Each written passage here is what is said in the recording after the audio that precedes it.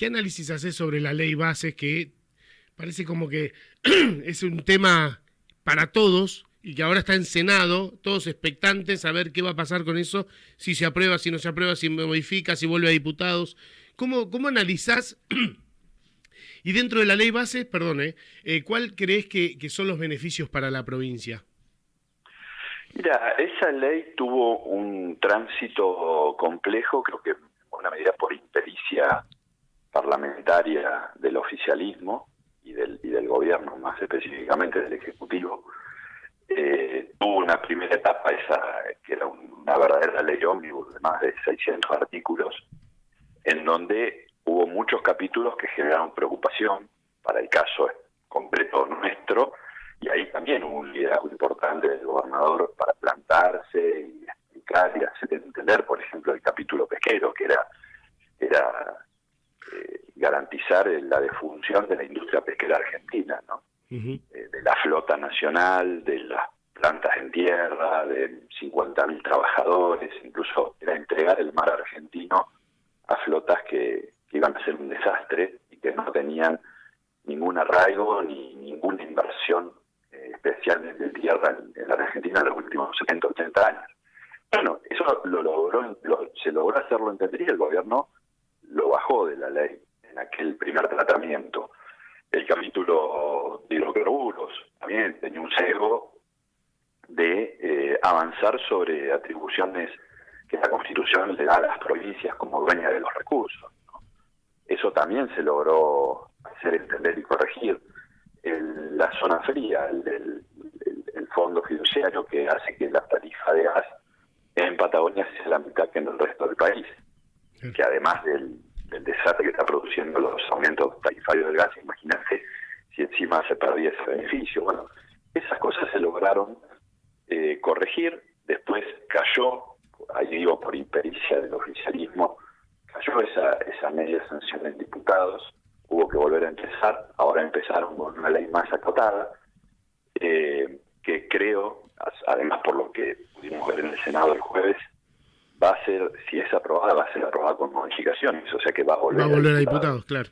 Claro, con lo cual hay mucho todavía camino por recorrer. Vos me preguntás, ¿qué beneficios para la provincia? Bueno, en primer lugar, el beneficio fue haber podido sacar ese capítulo pesquero, corregir el de hidrocarburos, garantizar la continuidad del subsidio de zona fría.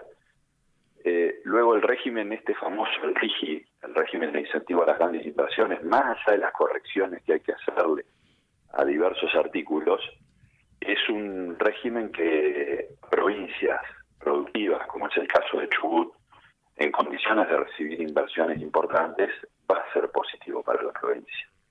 De hecho, nosotros estamos peleando por un régimen más o menos parecido para todo lo que tiene que ver con el hidrógeno verde, así que yo creo que eso es positivo.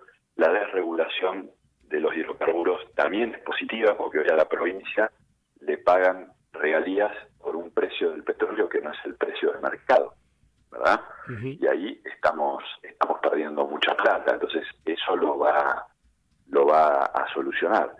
Después hay cuestiones con las que uno puede discrepar, como es impuesto a las ganancias, el sistema que esté el sistema de medios públicos entre la lista de sectores a privatizar, concretamente me refiero a Radio Nacional, que el gobernador lo ha expresado. Yo estuve con la gente de Radio Nacional en Esquel el fin de semana pasado, el gobernador también, y le hemos transmitido nuestro acompañamiento, porque cumplen un rol muy importante en todo el interior de la provincia. En Chubut tenemos 5 estaciones de Radio Nacional Esquel, Senger, Río Mayo, y en Comodoro Radio Nacional y además el 4 Radio Patagonia Argentina.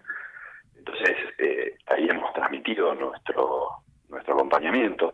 Y en el tema de ganancias, que no está en la ley bases, sino que está en el otro proyecto de ley, que es el de reformulación de algunos tributos, bueno, el gobernador también ha sido muy claro en cuanto a manifestar su oposición a que se revierta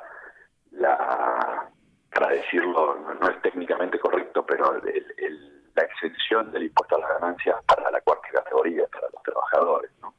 En este momento de que el salario perdió tanto poder adquisitivo, si empieza a poner ganancias, bueno, eso va a ser muy perjudicial. Así que ahí es clara la posición de los gobernadores patagónicos y de los senadores de estas provincias de no acompañar la reversión de la ley que se había aprobado allá por septiembre del año pasado.